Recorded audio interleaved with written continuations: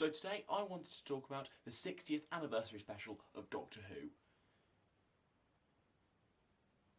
Did you want a more elaborate intro than that? I was kind of thinking about the 60th, and I was kind of thinking, well, it's only really 2.5 years away, is if they decide to make it, and god damn it, you would better decide to make it. But then that also got me thinking, if it's 2.5 years away, they're going to be filming it in like a year and a half. Maybe they'll tag it onto the end of something like Series 14 if they're filming that in a block, but they're probably thinking about it now. Literally, they are probably thinking about the 60th anniversary now. So if they're thinking about it, why can't I? Today, I'm going to pitch it. My first thought is kind of, who will be in the TARDIS at this point? Now, I don't really care which companions are in the TARDIS at this time. I mean, I think my plans will be pretty flexible no matter what. But I'm going to pitch this in the idea that Jodie is still in the TARDIS. Because quite frankly, I genuinely hope she is. Not only has she really not been given enough time to shine, so I'd quite like her for another 2 series. Also, I want Jodie involved with this no matter what, so it'd be quite awkward for her to like leave in Series 13 and then like just like a year later, like pop back to the show. Like, that seems a bit off to me. So my plan is definitely to have Jodie involved as the current Doctor when we start. Now, I think the big thing about a 60th anniversary and the thing that makes it exciting is the Doctors and who are involved. And if I'm completely honest, for an anniversary, the more the merrier. Now, I genuinely think we're at a stage where all 6 modern-ish Doctors could be involved. Now, when I say 6, I'm more thinking Paul McGann, and obviously not John Hurt, sadly. But if you think about it, Jodie kind of has to be involved in this idea. She's the current Doctor. Both Paul McGann and David Tennant have returned to the screen, and also I think they would happily come back.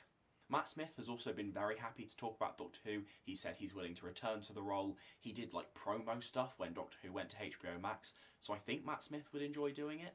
Peter Capaldi is a fan, so I would be surprised if he turned down this chance. And yes, there are many who will comment on this video and say Christopher Eccleston won't be involved, which would be really sad. But I genuinely think he could end up being involved. I mean, obviously, his return to Big Finish is a big sign of this, but also just in general, I think he's had some time.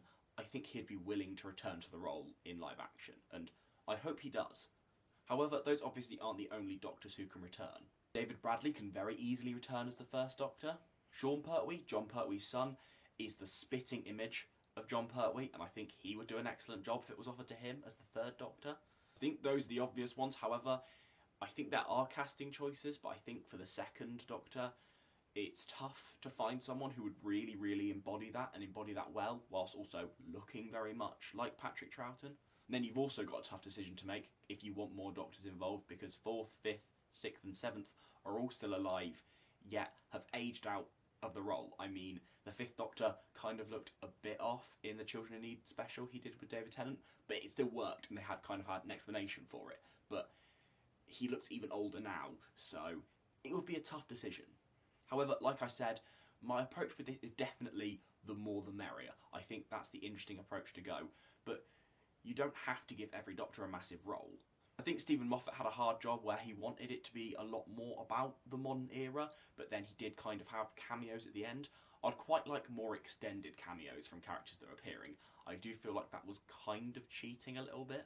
However, I'm not pitching that all of the Doctors be in the room all at once. Instead, I'm going to go for Doctor Who meets Infinity War, which is kind of the approach before they did it, that the Series 4 two-parter really took on, where you have lots of different plot lines and different characters to follow, all coming together, which was great. I feel like that's the best way to go into it.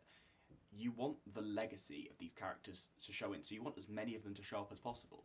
For example, David Tennant could meet Matt Smith and Amy, and then he could go away and meet the 8th Doctor. Now, yes, these aren't particularly flushed out elements, but I'm not a writer, but I'm saying that's what the 50th should be for me. Have a common goal in Avengers Infinity War. It was stopping Thanos, so you could have some form of Master Scheme or Dalek Scheme, because you do need an iconic villain for the 60th.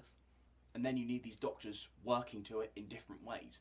And no, this isn't going to be the Blink of Doctor Who, but overall that's not what you want. You want the more popcorn, fun Doctor Who that, for example, we had in the series 4 finale, and you definitely had in Day of the Doctor.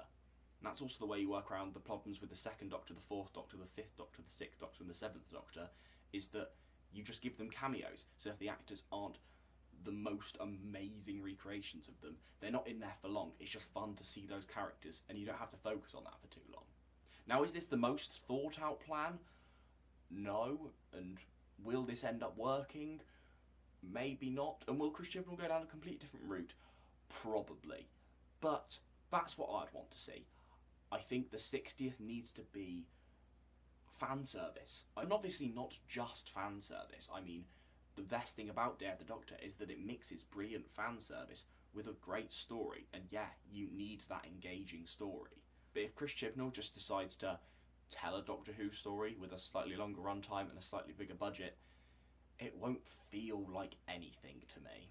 Even going back to the original 3 Doctors, a brilliant story. Because it has the nostalgia. You've got 2nd and 3rd with a brilliant dynamic, and then 1st makes a cameo, because guess what?